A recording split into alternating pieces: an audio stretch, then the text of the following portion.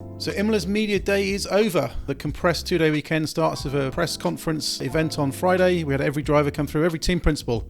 These are the 5 main takeouts from today.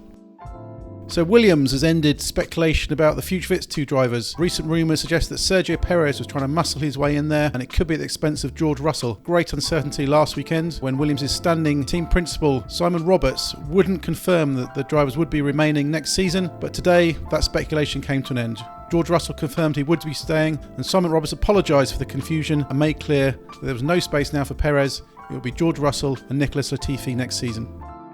Sergio Perez's door closing at Williams means now his only realistic option for next season is holding out hope that Red Bull look for a driver change. Alex Albon's under pressure to make progress. Red Bull want to see him do much better this weekend than he did last in Portugal, but if he doesn't step up, Red Bull is clear they will look for an experienced driver like Sergio Perez or Nico Hülkenberg. Perez admitted today that Red Bull was an option, but he also made it clear he would not hold out for very long. He's desperate to stay in Formula 1 next year. There aren't many seats remaining, maybe only Haas. But Haas now looks like it will be going with Mick Schumacher and Nikita Mazepin, especially on the day that Alfa Romeo confirmed that Kimi Raikkonen will be staying alongside Antonio Giovinazzi.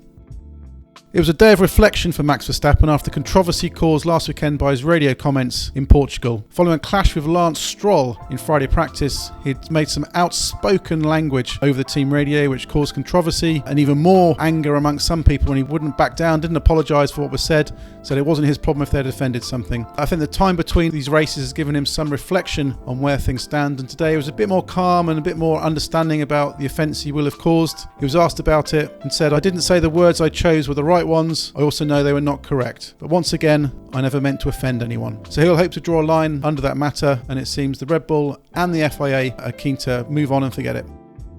Lando Norris was another driver who said some choice words over the radio last weekend when he too had a clash with Lance Stroll. He apologised on the team radio at the end of the race for what he'd said, and also on Sunday night he gave some comments to the media suggesting that Lewis Hamilton had an easy job, that with the car he had he only needed to finish really ahead of one guy, which was his teammate. Reflecting on it, he felt perhaps he hadn't used the right words with what he said. He revealed today he'd messaged Lewis Hamilton to apologise. He'd already said sorry on social media early this week, again reiterated his stance today. He said he didn't want to make a big thing out of it. It seemed that social media, some people had taken what he said out of context. So he said sorry to Lewis, he said sorry to the fans, and we can move on.